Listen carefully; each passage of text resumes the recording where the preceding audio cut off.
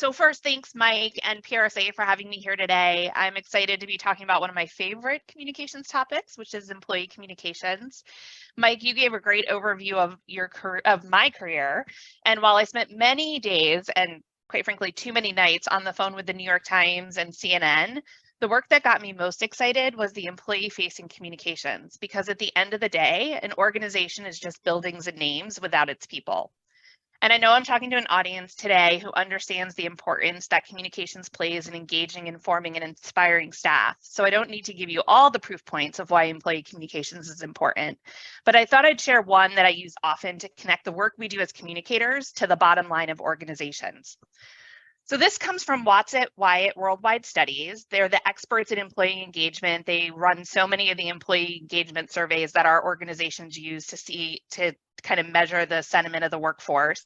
And what they say is that engaged employees are twice as likely to be top performers. They miss 20 fewer days of work.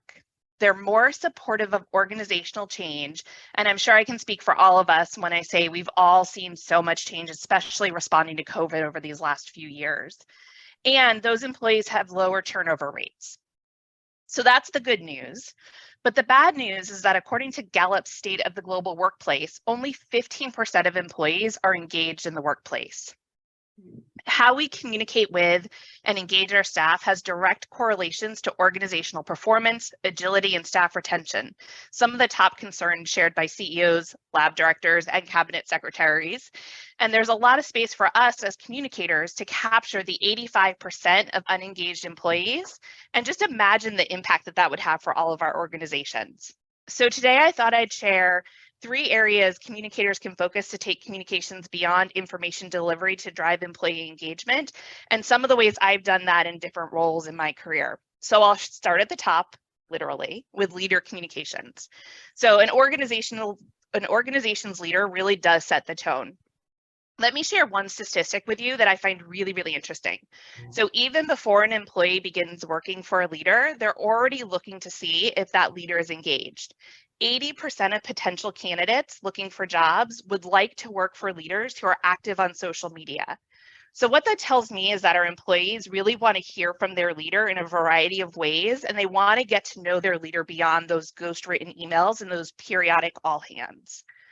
So as an example, when I was at the Office of the Director of National Intelligence, we had gone through a rapid succession of changes in our director role. The most recent director, Avril Haines, was confirmed, and she really wanted to communicate stability to the staff, kind of counteract some of that instability that was caused by all those leadership changes. She wanted the staff to really quickly get to know her, and she wanted to accelerate building trust. So as any good communications organization does, we put together a layered communications campaign to achieve those goals. It included the standard things like town halls and staff messages and walkabouts and visits to different groups and listening sessions. But the thing that we really found most effective was an effort we took to go behind the scenes with the director. I assigned an internal communications writer and a photographer and videographer to cover the D&I as a beat. They covered her like a reporter. So they followed her and shadowed her on all of her walkabouts and all of her group engagements. And they really captured those engagements. And then we shared those out in various ways across our internal channels. Our goal was for the staff to see her as accessible and connected to the organization, and the results were really quite positive. Staff really did quickly get to know her, and while they may have only had one opportunity to meet her in person, they got to see her pretty much every day. And through those authentic engagements, we documented for our staff. They got to know her more on a more personal level and see kind of the multifaceted approach she brought to her job. And not just the sliver that they would have gotten to see in those one-off engagements that they may have had with her. And there was also an unexpected result. While we set out to document the D&I, we ended up also documenting the breadth and depth of our own workforce and our mission. As employees got to know more about her, they also got to know more about the organization as a whole. So I'd encourage you to think beyond town hall and staff messages when you're developing those leadership communication strategies. And that's a great segue to the second area communicators could focus on to drive employee engagement. And that's really connecting our staff to the mission of organizations. So what we know is that having a sense of purpose is a big driver of employee engagement. And in big organizations, it's often easy for staff to feel disconnected from the day-to-day mission. I'm sure many of you have heard the NASA story, but I will repeat it for those who may not have heard it. So during a visit to the NASA Space Center in 1962, President Kennedy noticed a janitor carrying a broom. He interrupted his tour, walked over to the man and said, "I'm Jack Kennedy, what are you doing?" And the janitor responded, "I'm helping put a man on the moon, Mr. President." So as communicators, we really have the ability to connect our staff members to our organization's purpose. And I'll give an example of one of the ways we're trying to do that right now at PNNL. So we have a weekly email. It's delivered to all staff about the latest news and events at the lab. We recently undertook a redesign of that newsletter, and we created a new section called Mission Connection. And that's an article that tells a story of our scientific achievements through various viewpoints. So for instance, in a story about how we sent soil into space to study the impacts that space has on the microbiome so that one day we might be able to grow crops beyond planet Earth, we don't just cover the science side of the story, we also share how the relationship with NASA was built through our partnership development staff, what our logistics staff has had to do on the back end to get soil from Richland, Washington to Cape Canaveral and back again. What the contracting and financial arrangements had to happen behind the scenes to make all of this happen. Because at the end of the day, a scientific effort like this takes many hands from many corners of the organization. And the more ways we can find to connect those pieces and how we communicate, the tighter tie our staff will feel to the mission that we're accomplishing. And so that brings me to my third recommendation, and that's building employee ambassadors. So as Mike said, I was here a number of months ago, and I shared some ideas around employee ambassadors in that conversation. But I think it's such a game changer that I thought it warranted a spot in this discussion as well. So your staff are your best organizational ambassadors. They have instant trust and authority with their friends, their family, their networks, and they can impact the reputation of an organization in ways that your owned channels will likely never be able to. I'll share two quick and very different examples of ways my organization's activated employee ambassadors. I'll start back at the intelligence community. So our staff was a key player in an effort we had to rebuild trust in the intelligence community that we needed to do after some devastating leaks and disclosures. But our culture in the IC, and I'm sure Jim can attest to this as well, is not to talk about our work. And so we wanted our staff to be active in their communities when it wouldn't jeopardize our mission or their jobs, and to be able to speak about their role in the intelligence community. But this went against decades of conditioning to avoid sharing our affiliation with the IC. So we created these things called sound bites. They provided staff 3 really simple key messages and ways that they could personalize those messages about their roles in the intelligence community. And we rolled those out in a series to our workforce. What we saw by them learning how to talk about their roles and what they did for the nation was more community engagement within their local communities. We also watched the IC staff members become more comfortable engaging online in places like LinkedIn. And we saw an uptick in folks who were willing to take on keynote and panel placements for our staff. So what that meant for us was we got to put a human face on the intelligence community, because what we know is that people connect with other people, not organizational names and stories. So another example, as I close out, is at PNNL, we just launched a social media ambassador pilot program where we've created a Teams channel online for a couple dozen of our staff who are participating in the pilot. We're educating them on how to build their social media presence. We're sharing with them social media tips and tricks and ways to authentically share their voice and their passion for the work they and their colleagues do. This just got started, so we don't yet have results, but the conversation's already happening. I'm seeing our ambassadors share opportunities they see to amplify each other, and I'm excited to see how this evolves for us. So in quick review, engaged employees positively impact the bottom line. And you play a critical role in engaging employees. And I shared 3 ways to do that today through leadership communications, connecting staff to the mission of your organization, and leveraging your staff as employee ambassadors. I really look forward to the broader conversation that we have when we wrap up, but I'd love to hand it over to Jim to share his insights, and I look forward to our ongoing conversation. Jim, over to you. Actually, Amanda, if you don't mind, I'd just like to tack on to your sort of foot stomp your comments on that outreach. You know, there's really no firewall between internal information and external publications. And you know, we put things up on the web. It can go anywhere. Like the organization I work with is DoD News. It's in public domain. And editors found out that they didn't have to pay for our stories. So, God, I ended up on the front page of the Seattle Post-Intelligencer one time. But you have to remember that you know, the reporters for other papers can look at your handouts, your press releases, and amalgamate those things into your stories. So I think that's another benefit, if the news, that word is right, for employee communications. Right. I totally agree. And you know, just as sort of a bizarro thing, you know, we had there's like 3.9 million people in the Department of Defense, and one time I went to Bastille Day with then Chairman of the Joint Chiefs of Staff, Joe Dunford, and I got a video, you know, on my iPhone of the Thunderbirds going down the Champs-Élysées, escorting 3 or 4 F-22 Raptors, and it, you know, is a great flyby. You know, the French were all like whoopee and all that sort of stuff. Well, I took that video and I put it out on Twitter. There are only 3.9 million people in the Department of Defense. And trust me, not every one of those 3.9 million people look at my stories, all right? But that video ended up within a week having 10 million views. I mean, okay, it was an internal information story or video, but it went out to the whole wide world. So I'll just toss that in.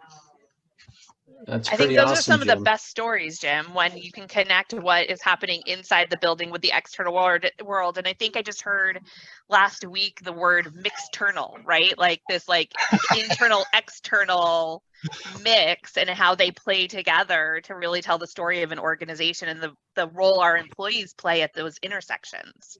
Absolutely. Well, I'll just go to the micro now, if that's all right, Mike.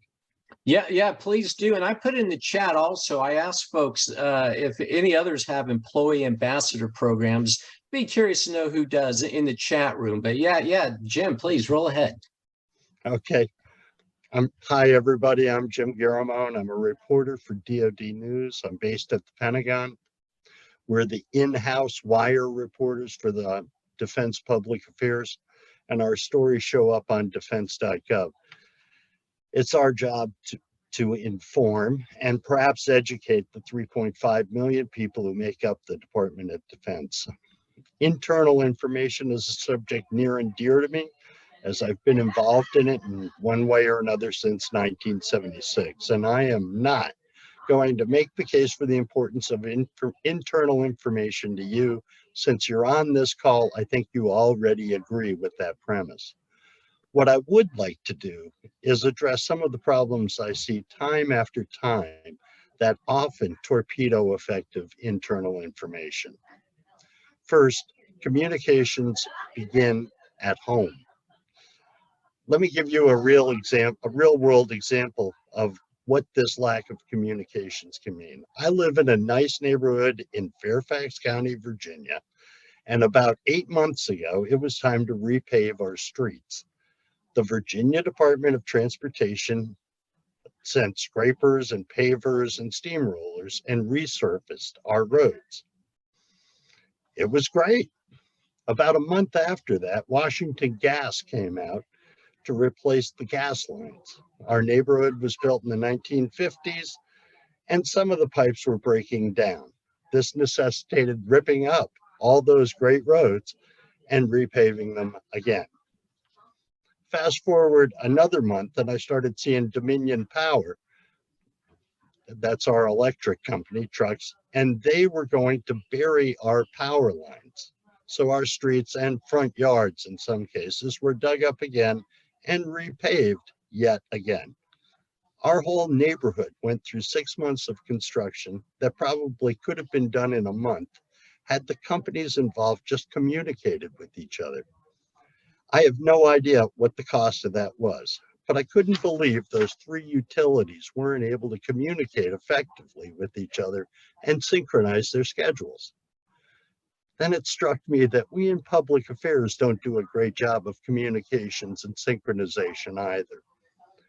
I have often been blindsided by my friends in press operations who have the entire 5 Ws of an issue or initiative, but somehow think they can't share them with their command information, internal information people. A while back, for example, our community outreach people had Gerard Butler, who's an actor. Okay, he's the guy who was in 300. He was in to tour the building as part of the premiere of his movie Hunter Killer. I found out by accident and just invited myself to go along and got a story out of it. And he does have a really cool Scottish accent, by the way.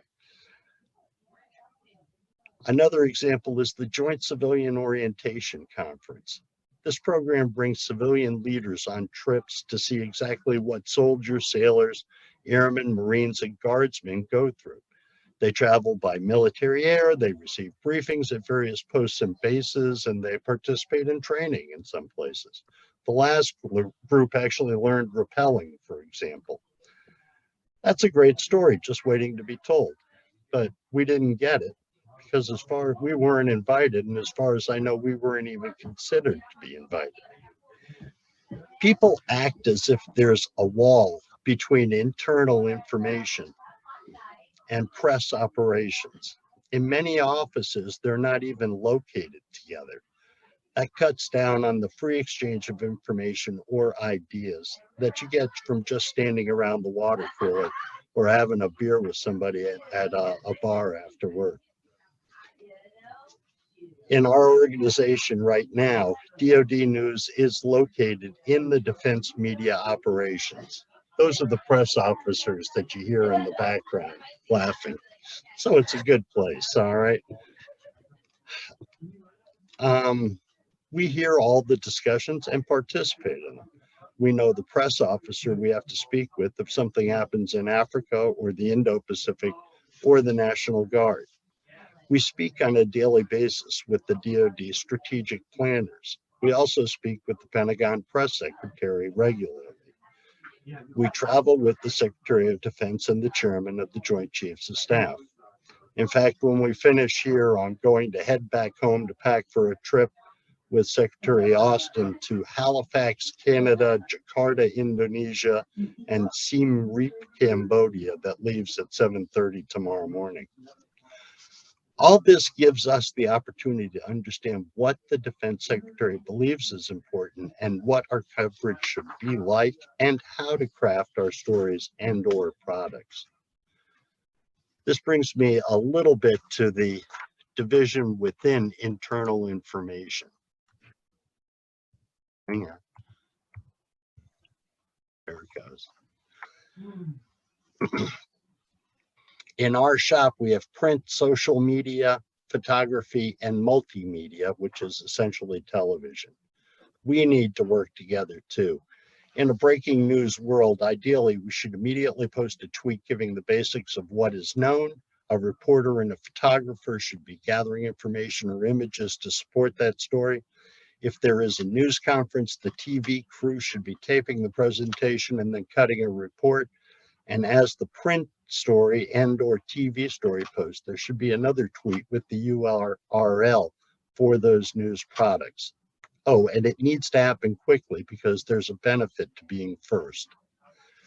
The same template will work for long-term projects as well. The ethnic and racial celebration months are an example. Now, I have often heard people talk about internal information's role in changing an organization's culture, and it is important. But let's be realistic about the process. Crafting the message is probably the most important aspect of changing the culture. The CEO or secretary or commander needs to define what the culture needs to change to and needs to communicate that to PA professionals clearly. PA professionals then need to communicate back to the CEO or secretary or commander how the process works. Changing organizational culture takes time. The larger the organization, the more the time. Changing the culture is a campaign and should be planned and supplied and executed like a campaign. Think of a culture change campaign like a public relations version of invading Normandy. Culture change will span the tenures of leaders, and that can be a problem. The Defense Department, for example, may believe that the agency should head in one direction. Then the administration changes and the next party decides to go in a totally different direction.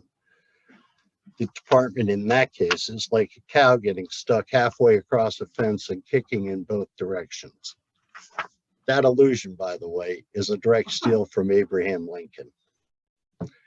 The need for culture change needs to be embraced by all stakeholders and needs to be sustained by different leaders as it continues.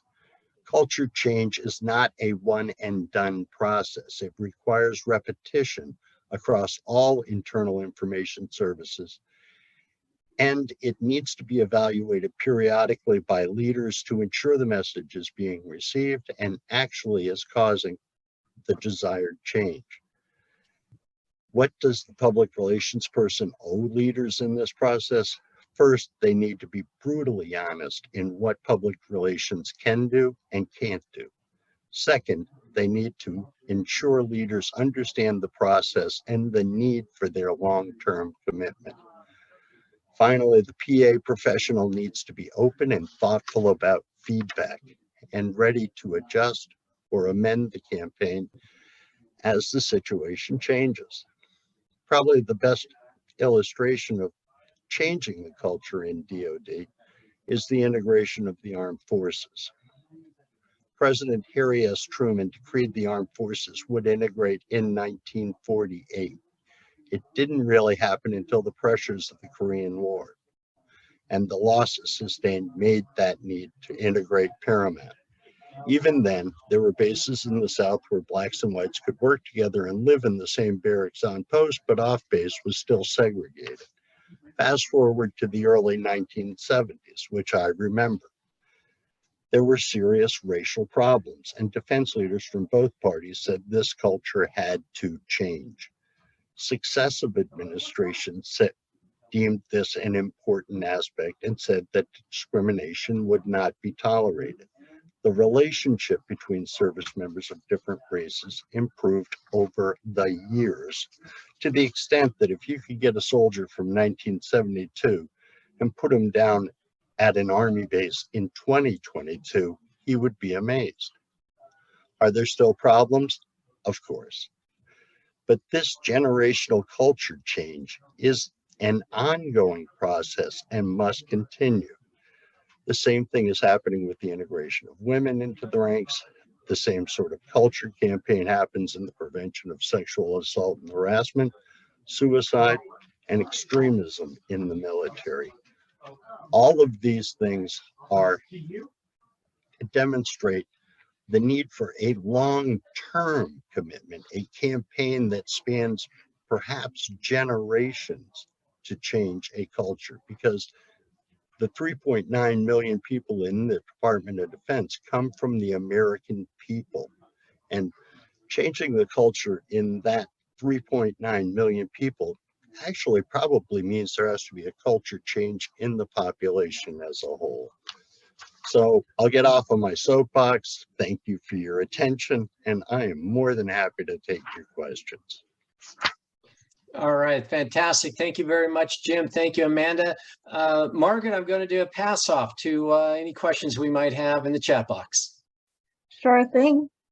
So one of the first questions that we had, Amanda touched on briefly, which was, how do you handle confidentiality and proprietary information when you talk about the science you're doing? The questioner is in client space, and it's a huge concern, even with internal comms. Yeah, that's so interesting. So I actually had a bit of a culture shift. When I was in the intelligence community, it was really hard to get stories out of the intelligence community because we're working in classified space. And so I actually found it more challenging in that space than I do in a Department of Energy National Lab, where most of our science is publicly funded. And so we want to talk about it as it's coming out. And so there is a lot of information that the lab wants to get out there about the science that we're doing. Now, of course, we have to take all the necessary precautions and put it through, release reviews and that type of stuff to make sure that we're not releasing anything that we shouldn't be releasing. But I would say my experience in the intelligence community might be a better example to touch on, because what I found really helpful in those instances were backing up to what the outcome was and finding out where we had shared space, right? So for instance, we really wanted to get the Foreign Intelligence Surveillance Act reauthorized. That was a driving goal of the intelligence community, and we knew Congress had to approve it, and we knew we were going to have a lot of people on the Hill who didn't want to approve it for various reasons. That became an anchor to us driving a communications campaign and being able to talk more about some of our intelligence outcomes, because we were able to kind of scope it around that outcome we were driving for. So what I feel like tends to work is getting alignment up front and working on those outcomes before you start talking about what you're actually going to communicate about. And if you can tie what you're going to communicate about to those shared agreements that were made up front, you kind of have a place to start. Jim, do you have anything that you'd like to add? No, actually, there's a process in the Department of Defense, and I'm sure Amanda can give me the chapter and verse on this, that if we come across something that we think is a little bit proprietary, classified, it's called, God, what do they call it? The review process that can happen. Now, having said that, I took one time, I had an interview with the chairman of the Joint Chiefs of Staff. Everything he told me was absolutely unclassified. There was a press briefing at the Pentagon briefing room, and I took some stuff that then Secretary Rumsfeld said. And when I smushed them together along with some other stuff, I looked at my editor looked at the story and said, I don't know if we should put that out. Well, it turned out that they did classify my story, and both Steve Hera and I ended up losing our computers over that one because they had to wash them down, apparently. So, Jim, I think, yeah, it's a real danger. I think you may be talking about the essential elements of friendly information, as it's called, where little innocuous pieces on the left and a few on the right are just fine, but when you put them together, uh-oh. Yeah, exactly. But sometimes if you're dealing with proprietary or classified information, well, I try not to deal with classified information at all, period. But if I get that little spidey sense, I have no problem with going to the security review people and having them take a look at it. Our next question has to do with using photographs of actual employees versus stock images and how it relates to employee engagement. The questioner says PNNL uses photos of staff on flags placed on campus, but not in recruiting material. What are some of the pros and cons, and how does that tie into the conversation?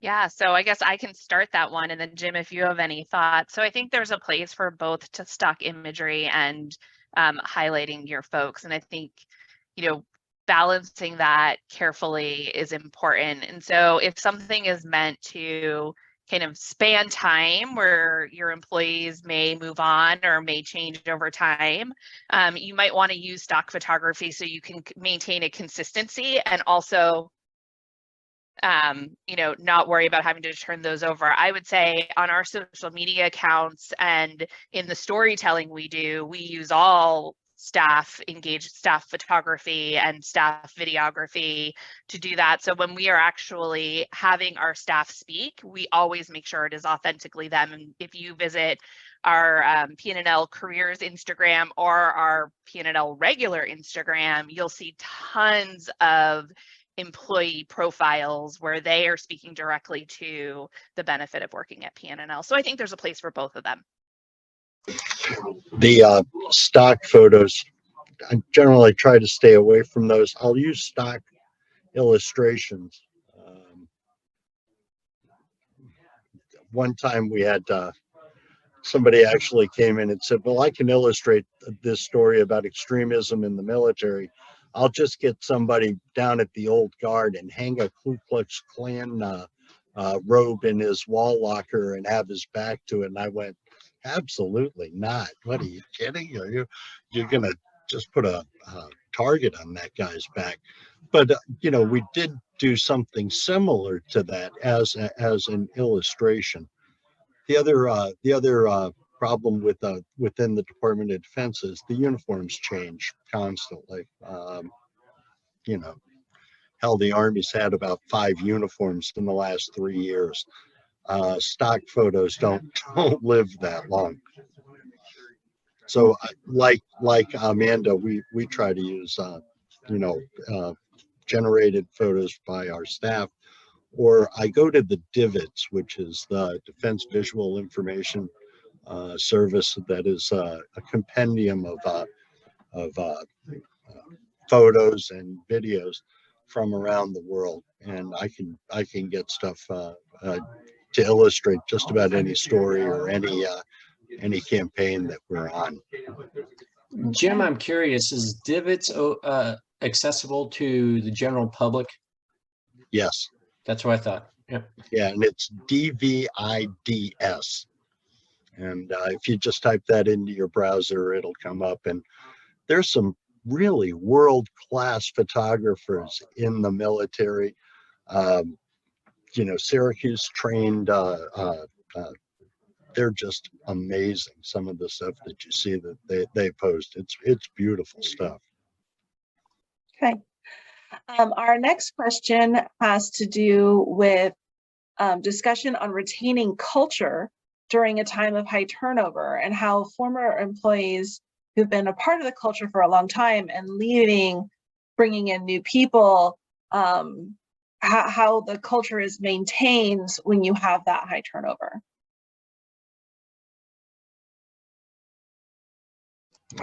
Let me jump on that grenade. I don't think you retain the culture so much, but you retain a taste of that culture, because I think the new people bring a difference to the culture that's sometimes it's usually very, very good to have.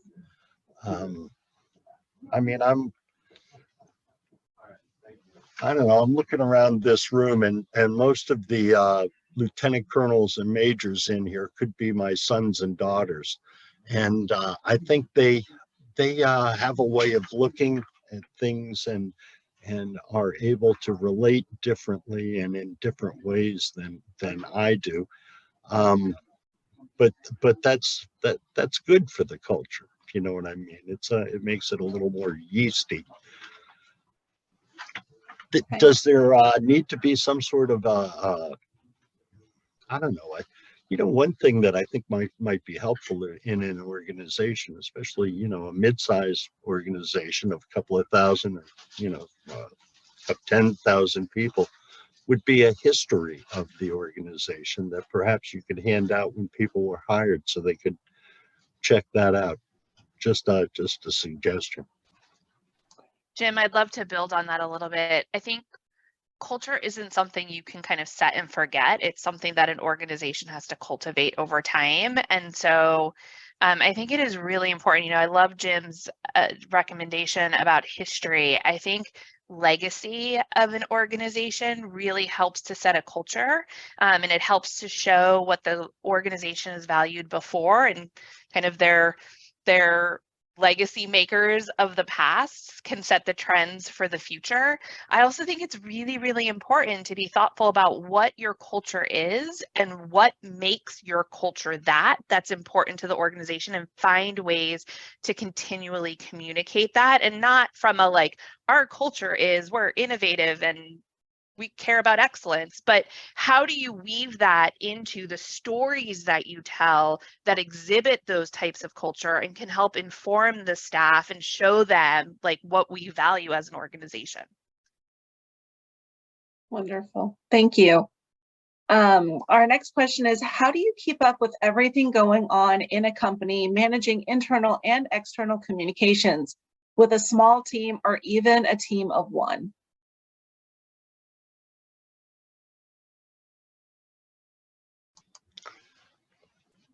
I don't know. Mike, you can probably tell there's what, about 5,000, 5,000 or what, 10,000 public affairs people in the military. It's out of 3.9 million, there's about 10,000. So no, I can't answer that question. So the PNL comms team is fairly large, and I came from an organization at OD&I where our comms team was significantly smaller. I will tell you, I found it easier to keep up with everything when I had a smaller communications team than I do with a larger communications team, because there is just a volume that comes with that. That is much harder to kind of keep your finger on the pulse of everything. I do think, you know, when it's you have a smaller team, you have to prioritize, and the whole organization has to prioritize. And so there's some natural weeding out of what is the most important things to kind of keep your finger on the pulse of and focus on that comes with a smaller team. Okay. This is Andrea. I was just going to jump in and say, is there anyone else who is participating who works with a very small staff, or maybe you're the only person who's doing internal and external comms, who would like to jump in and give your advice on that?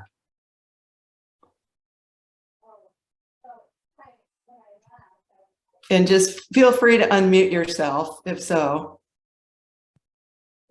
Well, while we're waiting for someone else, I'll say that's a disadvantage to choosing the representatives for the largest employer in the Tri-Cities and the largest in the United States of America. Yeah, I'll just say I work for a small nonprofit, and to jump on a comment that Amanda made, you really do have to prioritize, because you just don't have staff to do everything. But more than that, it's really important to make sure that your directors understand what you're prioritizing and that they've weighed in on that, so that if, you know, someone's coming to you and saying, oh, I need so-and-so, or can you post so-and-so? If you can't do it, it'll be important for the leaders of your organization to know why you're saying no, and for you to have a reason why. I'm going to jump in on that too, because I've been there, done that in the military, but out in far outposts.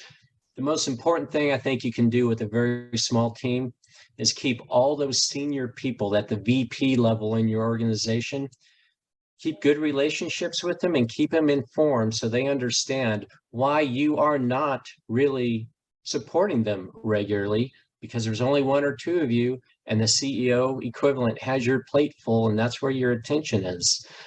Because when you're very few, all those who aren't getting the support will start grumbling, and you need to manage that.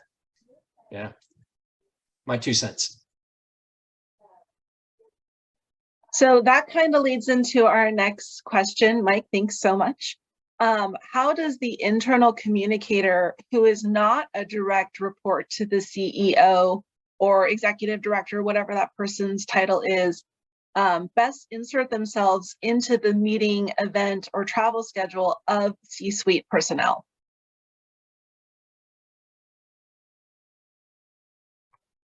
I think Amanda had a good one with her their admiral there, and actually assigning a reporter, a camera person to do that sort of thing. And once you start doing that, in the building and around the building, they can see the benefits of bringing you along on the trips.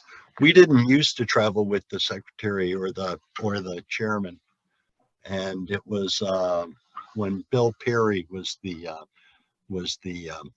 Secretary of Defense that we started traveling around, and because essentially they liked the stories that we did about him on the in the building in and around Washington, and felt that these sort of things should go out to the soldiers, sailors, airmen, and Marines at that point. And it just stayed, through successive secretaries. I'll be honest with you, the one big, huge thing that the biggest change in that sort of a deal is the use of social media with the secretaries or the CEOs or the the internal information person. You get a picture of the CEO talking with somebody, post that thing. That gets a lot of play. That's a real start. And if you can tie that to perhaps a larger story discussing an issue that the CEO is interested in, it gets you noticed. But it takes hard work, and it takes time. What do you think, Amanda? Yeah, Jim, I think everything you said is so spot on. I have been in organizations where I was a direct report to my principal. I've been in organizations where I wasn't a direct report to my principal. Heck, when I was at the ODNI, I think I was in 5 different places in the organization, ultimately ending up at our morning stand-up table. But what I have always found, in the philosophy I bring to the job, is if you bring value, they'll bring you into the conversation. And so regardless of where you sit in the organization, if you are bringing value and you're constantly looking for those opportunities to expand that value, it brings you more and more into the fold, regardless of where you organizationally line up on an org chart. Right. And our last question today is, do you find outward publishing in the intelligence community challenging? Yes. Yes.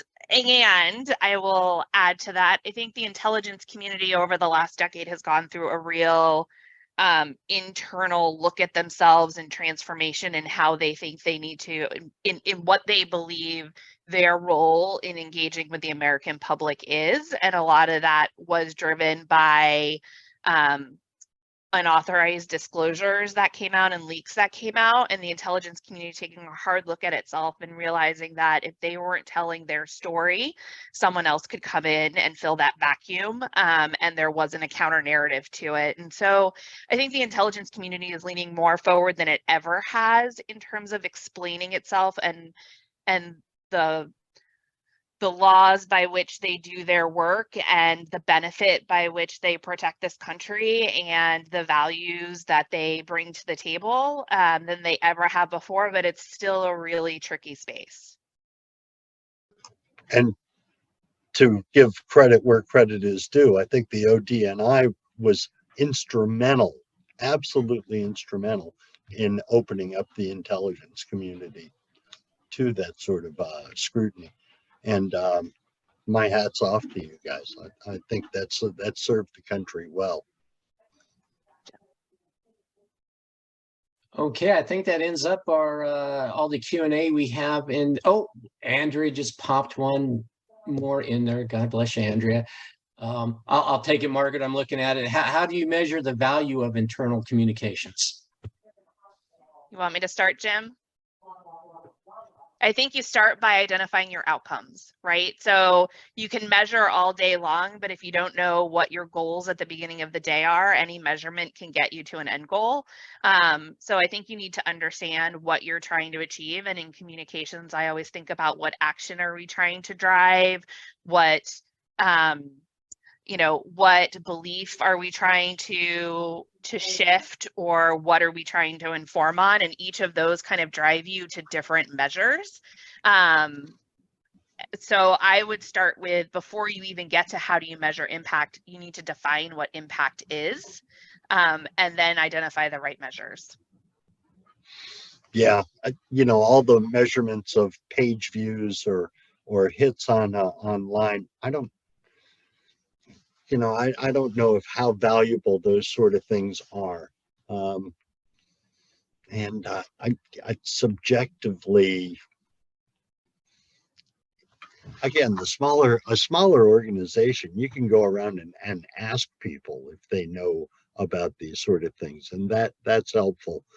I think every 5 years they do a very large survey of the Department of Defense, and we get some information back from that, not specifically about public relations or public affairs, but attitudes and thoughts and culture. And you can actually measure some of the changes in things through that.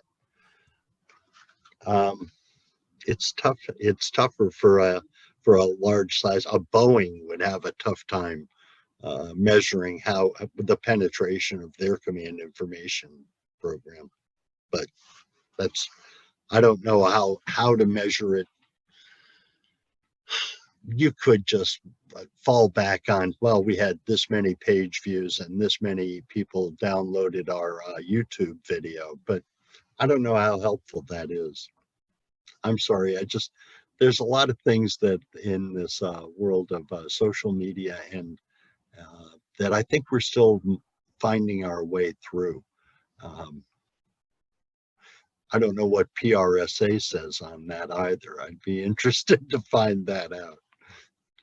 I think it may come down to simply some very investing in some very well-constructed internal surveys, going exactly after the info you're looking for.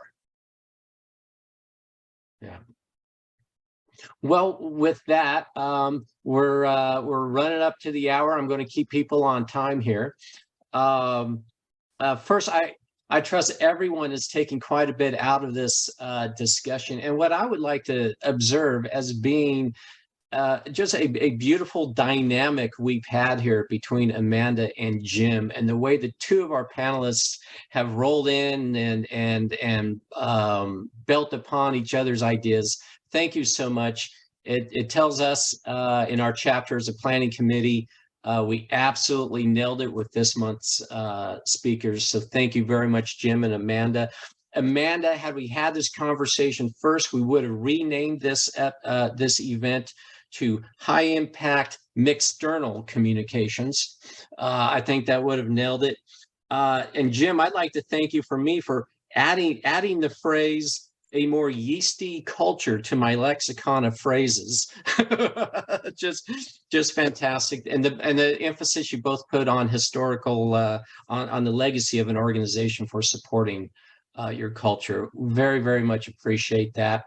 We are going to stop recording here in a moment. First, I want to invite you all, if you found this interesting, if you find what we're doing interesting, check out prsa.org. We'd love you to Google up the Mid-Columbia chapter. We do this every month, except during the summer. We'll always have a good value for you at relatively low cost. And for those in our chapter, we will be having a December event. It's usually a social, so stay tuned for that. And then we'll pick up in January with our with this type of event. So I'm going to stop recording, but I want everyone to know, if you have time, this is the time to feel free to pretend we're in the old days where you can gather around the lectern and talk to the speakers. We're not going to kick everyone off. I'm just going to stop the recording. So we'll do that now.